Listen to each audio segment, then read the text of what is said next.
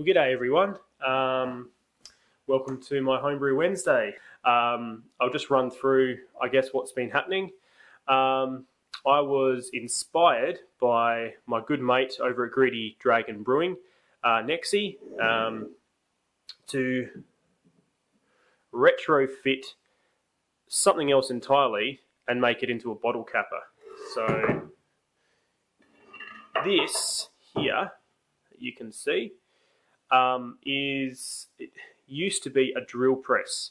Now this is an old school drill press. This is the drill press that actually is designed and built to actually hold an electric drill, a handheld drill, and then you then turn the handheld drill into a drill press. This was my dad's. I kind of stole it off of him. But anyway, I used to have a handheld capper. You know the bell cappers? So you've got the wooden handle, you've got the little bell piece on the end, and you smack it down on the beers. That's how I used to do my craft style beers. So there you go. I made this. It took me a while to get it to work. It finally worked, but I wasn't entirely sure that the seal would work. So specifically as an experiment to test this, I actually created a brew, which basically was a spiced melomel, a chili spiced melomel. Now, for those of you who don't know what a melomel is basically a mead with fruit. So this here, basically in about 1.5 litres fermenter, I did apple and mango juice. I did spices, which was peppercorns and a whole bunch of other stuff. Then what I did is I had some chilies growing in the backyard, really hot ones, some bell peppers, and I ended up basically throwing a couple of them in there. I used ale yeast, so just wanted to see how it would turn out. Another experiment, obviously, that I ended up doing that I didn't realise I was going to do was, I know that Cooper's ale yeast can go to 10%, as some of you guys would know. But when I took my original gravity and my final gravity, this actually came out to almost 11% before bottle conditioning. So I've bottle conditioned it. I haven't tried this yet. I thought I would do it live with you guys. So anyway, and that's what I use this for, which is great. And Mr. Greedy Dragon himself really inspired me to do that, even though I got really frustrated because it wasn't happening quite the way I wanted to. But I'm not needing to use this now. But I just want to say thank you to him because it was a real creative, fun sort of experiment, which was just another aspect of the hobby, which is brewing. Then along came this beauty. I had a look online, and I do that regularly just to have a look around in my local area to see what people are selling in terms of brewing-related equipment and things like that. There was a guy who was selling this with a bunch of other stuff, just in some crates and some bottles for 60 bucks, and he lived fairly close by. So I thought, hey man, let's check it out. So I did. And I got a lot more than I bargained for, in a good way. So let's cross over to Mr. Corron in the shed. Well, thanks a lot for that, Corron. Well, guys, this is what I got for 60 bucks. I'll try and point to the things. Basically, we have here approximately 50 to 60 bottles for brewing, and including the crates as well. 2 fermenters, 1, 2. All of these airlocks, all of these fittings here, everything you see here, the caps, bottle brush, testing vial. We have a Cooper's ginger beer. We have some apple cider kit down there. We've got Brew Enhancer 1. We've got some sanitizer. We've got some carbonation drops. We've got some finings and some yeast, which I probably won't be able to use because it's been sitting in a shed.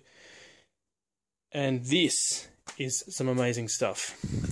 When I found this online. I saw this capper, right? I thought, beautiful, I'll get this capper. It's a quality one. At least I won't have to worry about the seals not being right on my brews. But when I got there, he said, oh yeah, by the way, I got one of these butterfly ones too. He didn't even tell me, he didn't even show me online this is actually what he had, so he's got two of them. And this is all for $60, mind you, everything I'm showing you. And the other thing is, if you guys can remember, if you're on 17brewcrew.com, I had a little bit of a rant about, you know, I broke my hydrometer, I was all worried and stuff. When I initially called the guy, I said, oh, by the way, are you selling a hydrometer? It doesn't say online that you've got a hydrometer. And he said, no, don't have any hydrometers. When I got down there today to pick all this stuff up, he shows me these here, and I almost dropped one, believe it or not, just then. And he said, oh, are you after these? 2 wine/beer hydrometers, if you can believe it. There you go, mate. And when we were having a chat out the front of his place as I was picking up this stuff, I dropped a hydrometer on the pavement, directly on the pavement, and it didn't break. So there you go. Anyway, guys, it's just what I wanted to show you. I thought $60, mate, you can't go wrong with this. And I'm thinking of doing an interesting batch with these two here as well. So I'll fill you in on that later on. So awesome. And back to you, Corron. So as you can see, I got a decent amount of stuff, a real decent amount of stuff for $60. Really decent. So now, with the kits that you saw in that video, that little clip, which was the Cooper's ginger beer and the Brigalow apple cider, I'm going to do something really interesting with them, with a whole bunch of the other stuff that I actually got in that $60 pack. So anyway, let's have a look at this experiment. Let's see how it turned out. Obviously, I won't be needing to use my redneck capper anymore, but this experiment, as I said before, was designed to see how good the seal was with using my redneck capper. This was supposed to be bottle conditioning for 2.5 weeks. It's only been conditioning for maybe 1.5, maybe. So I'm hoping we hear a little psst, all right? And it's extremely clear. And you know what? Just a side note, I have to say this, I don't know if you can see that very, very well, but this doesn't have any pectic enzyme in it. So I'm surprised it cleared as well as it did. I don't know if you guys can see that, but it cleared extremely, there you go, it cleared extremely well. I'm really surprised. So I've had a bit of a taste test of this before out of the fermenter, and it was insane. It was very hot, very strong, and the final ABV basically came out to just over 11% using a Cooper's yeast, so I was pretty impressed with that. Anyway, let's give this a shot. I'm actually really kind of excited, so yeah, let's go.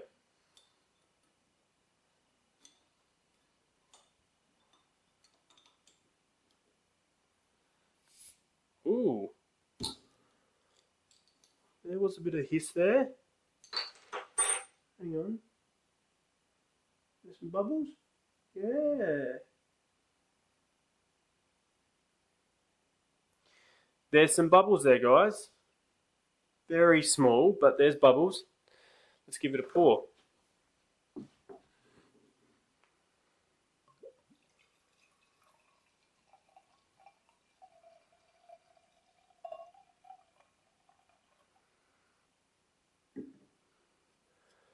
Colour is amazing. Look at that. This is a spiced melomel. A chili spiced melomel. Very strong. Very, very strong. Going to be quite interesting to give this a bit of a taste. So,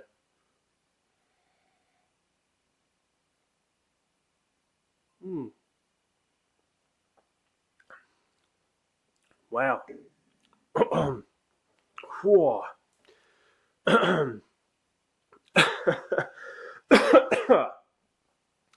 Sorry, that chili, wow, that really packs a punch. This is like a really light champagne type of bubble carbonation effect there. I can't believe how easy this was, guys. I just chucked some honey, some juice that I had lying around. I think that was really about it. And some water. Had some ale yeast lying around, and look at that. Look at that color. Tiny bubbles, absolutely beautiful. Imagine what this would have been like at 3 weeks. So there you go, guys. Anyway, look, that's really it for me. Please get over to 17brewcrew.com. The guys are fantastic. You'll all be welcome there. It's a fantastic place to go. And yeah, happy Homebrew Wednesday.